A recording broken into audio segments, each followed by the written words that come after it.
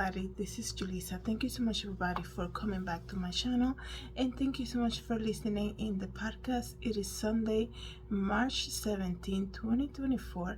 I'm here to do a follow-up video regarding Michelle Troconis and her acting career that it seems as though nobody wants to speak about, not even her, meaning that before the trial began, when she was before even the trial began, we learned that information about her through her posting on her Twitter account and Instagram, and also through some of her family members. Okay, I gotta say before I continue, I do have the window open. That's why there's some noise that you can hear.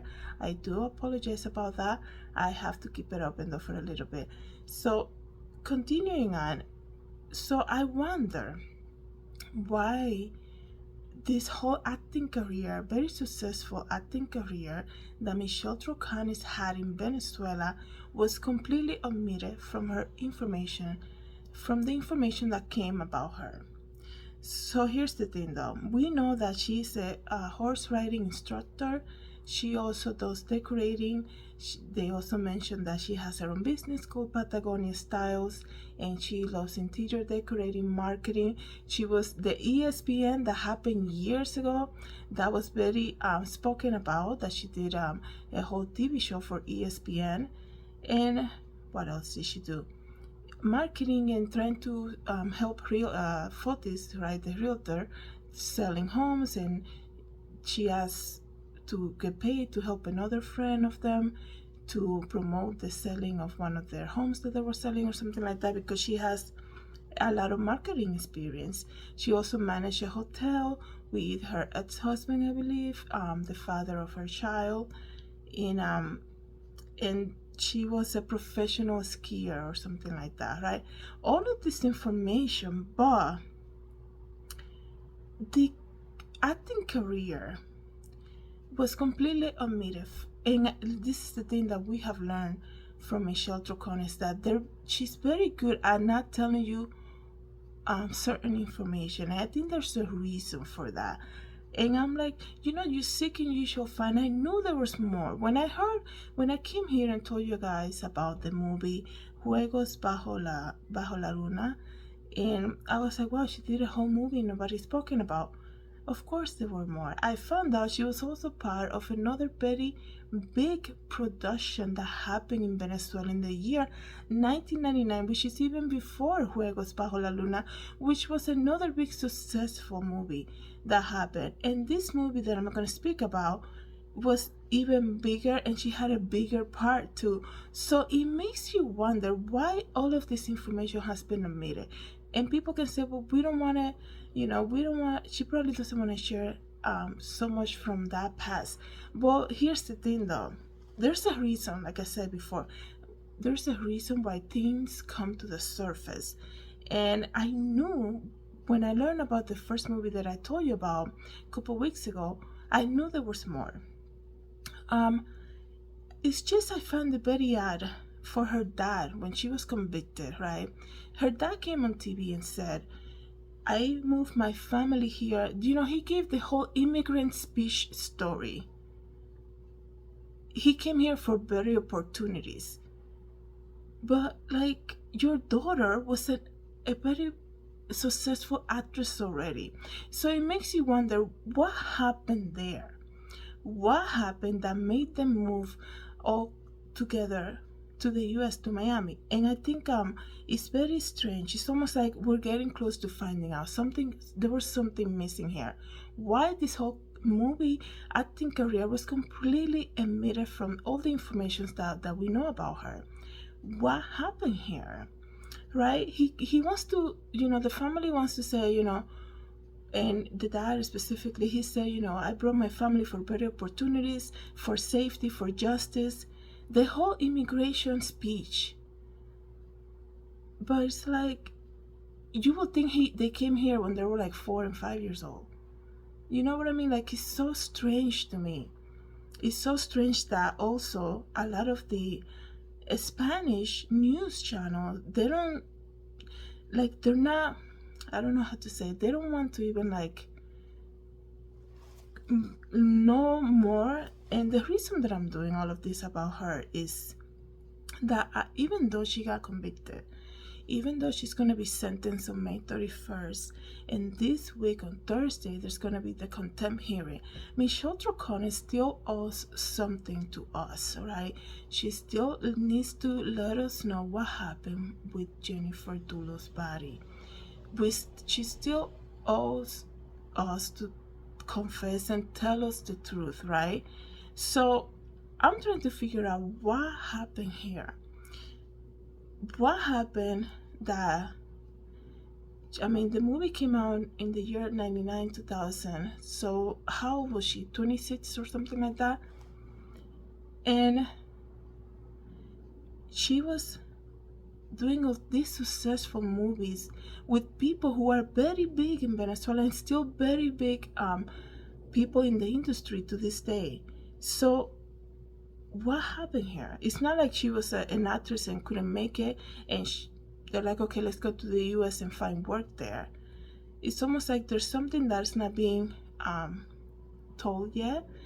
And I think it has to do with her acting career. It's so strange that I even think that, because the whole acting career is completely omitted from the information that we know about her. I also read an article, I don't know what year it was, that she did a jewelry line. She was doing jewelry with her best friend and creating jewelry and selling jewelry. So very artistic in that way, but the acting thing, and it wasn't just that she was having like these roles of behind the scenes or like marketing, producing, or like, you know, having an extra part and like a cameo or like just appearing for a little bit in this movie. She has speaking lines in this movie that I'm going to tell you about, which is called Muchacha Solitaria, which came out in 1999. Like I said, I do have the window open. Muchacha Solitario, it came out in 1999, produced by the one and only Ricardo Montaner, which is a very prominent, well-known Venezuelan artist for many years. He produced this movie. I think he actually wrote it also. And not only that, this movie, where Michelle Troconis has had a very prominent part in this movie, was also made for these very well successful singers. They're two brothers. Their name are Servando and Florentino. I remember growing up in the Dominican Republic and then coming here and knowing about them. Very, very well known group called Servando and Florentino. And you can actually search for them if you're not familiar with the music. They're actually, let me tell you a little bit about who they are. They're huge, and they were very big in their epic time. I think something happened with them also, that in 2010, I believe, they made their it's a rap album, kind of like this is gonna be the last album. But then recently in 2022, they began to tour again, and which happens a lot. It's almost like the Backstreet Boys and things like that. So Servando and Florentino, they're two of four brothers, and their father is also very well known musician, composer, and activist from Venezuela called his name was Ali Primera, right? But the story with Fernando Florentino that I will never forget, even like I don't even need to research this. I remember Ricardo Montaner kind of like pushing them into the stardom, right? They were part of another group though when they were younger. They started when they were very young. Fernando and Florentino, I believe the group was Sarcerin, right? It was like all kids group, and then Servando and Florentino were seen, and something happened. They joined the Ricardo Montaner, which is the other prominent Venezuelan musician, very well known. He actually took the two brothers under his wing, and they created an album in 97. And then in the year 1999, he wrote the movie Muchacha Solitaria, which is basically translated lonely boy or lonely young boy or something like that. And In this movie, Michelle Troconis plays the part of Veronica. She's the love interest of Servando, one of the two singers here, the brothers. The movie is basically, I was just skipping through it, trying to find where Michelle comes in. The movie basically is about something that they inherited out of all things a lot of debt, and they had to work hard to kind of pay that off. And then he sees Michelle Troconis as a character of Veronica, and she's rollerblading. I have some clips so you can see it. And if you're listening in the podcast, come to the YouTube channel so you can take a look. She comes in about 25 minutes into the movie. Servando Florentino sees her and immediately wants to talk to her. She is a little hesitant, and then she invites them to a party or something like that. They're celebrating Halloween at that party. He actually shows up, but then he noticed something about Michelle and her character that she's playing. I'm laughing because it kind of like, it's so weird how everything is tied up somehow. In the previous movie I told you about, Juegos Bajo la Luna, I noticed the little figurine that she's holding, which is the same guy that she had on her necklace during the trial. It is so strange. Please bear with me, okay? And then in this movie, the love interest of Veronica, which is the part that Michelle Troconis was playing, after he finally gets time with her and they're dancing this big Halloween party, he's asking her, hey, you want to basically come hang out with my cousin and their girlfriends? And then she actually says, I like your cousin, but I don't know about that girl. She looks like very marginal, like this and the other. He actually gets offended with Veronica, which is who Michelle Troconis is playing, and she said, how can you say that about somebody you never even spoken with, you never even talked to? And something about everybody, like class and money doesn't mean anything. People are people, this and the other. And then he actually leaves her for somebody else. But that's after like her big part in this movie, and you're gonna see it. It's so crazy to me, right? It's almost like, even though she was so pretty and so enticing, there was something about her that he immediately was like, I want nothing to do with you. Okay, quite strange, all of that, right? But anyways, it's a movie, right? So that's the movie that she played in this, the part that she played in this movie called Muchacha Solitaria. Once again, here's the thing though, I find it very odd, very interesting that this whole movie career of hers was never even mentioned, right? She is an actress, a very well-oiled, very well-experienced actress. So this whole, when you see, right, when you see the family, what we saw during trial, very camera friendly, right? They're very camera friendly, and almost like she was walking, like a lot of the times that you will see her walking through, though probably towards the end before the verdict came in, they were like recording her coming in, right? It's almost like there was a pridefulness, like I said before, pridefulness about this whole ordeal. There's nothing to be prideful of, right? Even if you believe you're innocent, there's nothing to be prideful about being accused of murdering somebody or conspiring to kill somebody. There's nothing to be proud of about that. But then you will see them, kind of like bringing Michelle into the courthouse and like being kind of like proud to be around her, and oh, look at all these camera crews being here. I guess they can think it's for her, and it's like, but she is actually accused of murdering somebody. Do you guys understand that? And then her dad is giving the whole sad immigrant story. Well, she's a very well-known actress. And why is all this information being hidden? That's the thing that I don't get. It's almost like there's something here that happened. I think, I'm not trying, I'm definitely searching, trying to figure it out, but I feel like, what happened here? Why is, it's like, okay, I don't want to, It's not like she had little parts. She had like big parts in these productions. I mean, to be teamed up with Servando and Florentino in that year, in the year 1999, the year 2000, to be putting in a movie produced by the one and only Ricardo Montaner, that's huge.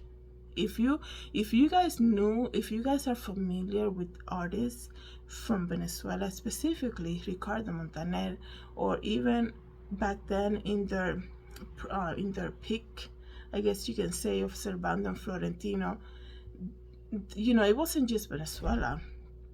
I do apologize for the noise here, but it wasn't just Venezuela. It was like the complete Latin America, and including the U.S. also, because there's a lot of people from Latin America living here. So I just find it very odd that this whole part was submitted. I find it very odd that in the Latin press, she's also being called just a psychologist. Have you guys noticed that when you search in the Spanish news, I guess I can say, she's called a psychologist. Like it's almost like not even in Venezuela. There's not even like the news, like, because I know she was born in Tennessee. That's what the artist's friend said about her on his Instagram, that she was actually born in Tennessee, right? But the media has said a lot of the times Venezuelan psychologist michelletroconis. But if you want to talk about her as a Venezuelan, how come you're completely omitting the part that she was a prominent art actress, from the year, from early year, working with big, with big prominent people in the acting scene in Venezuela. Juegos Bajo la Luna, that movie was huge. Some people call it one of the best Venezuelan movies ever made. And then, and then you have a movie like Muchacha Solitaria, produced and written by Ricardo Montaner, and having Servando and Florentino acting on it. That's also that's a huge production. And she had, at least in the second movie, this one, the Muchacha Solitaria, she had a big part, a very big part. And for them to completely omit that, I think there's something odd here. And what have we learned from Michelle, right? When she was questioned, it is something that the prosecutor actually said. She mentioned everything she bought at Stop and Shop that day on the 24th, May 24th. She mentioned everything. She mentioned how she saw the robot, how she bought cilantro, and what they have for dinner, everything. And then she forgot about the chimney fires, right? And then she omits stuff. That she forgot about to mention that they went to Albany Avenue to throw out the trash bags. I feel like there's a reason why she omits stuff, and she's doing that on purpose. She has done it on purpose. And why this whole acting career has been omitted, it's not like it was from what I've seen, it's not like it was a failure of a career to be like, I don't want them to even mention that. If you're mentioning ESPN, that show that you did, and you're mentioning things from way back also, why not mention all this other stuff? What happened there? What happened there that the whole family kind of like left the country? What happened there? I feel like there's a reason for that. Anyways, here's some of the information, the images that I was able to grab from the movie. Let me know what you guys think about this. Thank you so much for coming back to my channel and listening to my podcast. Have a good day.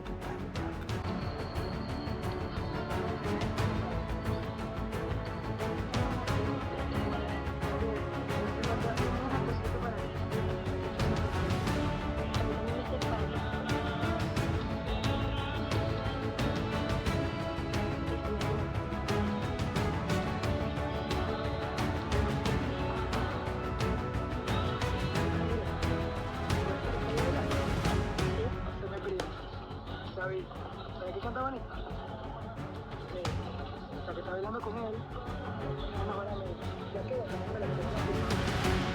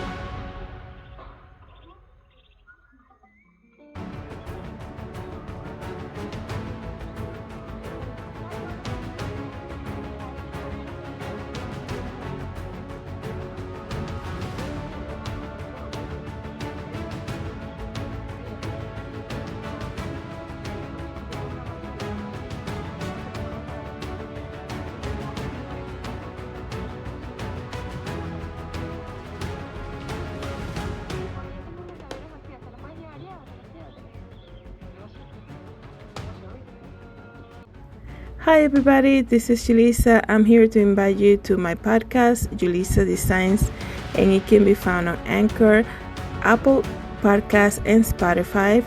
You can join me every day as I make episodes of the latest news, real life stories, and I also share my favorite Bible verse. Hope to see you then. God bless.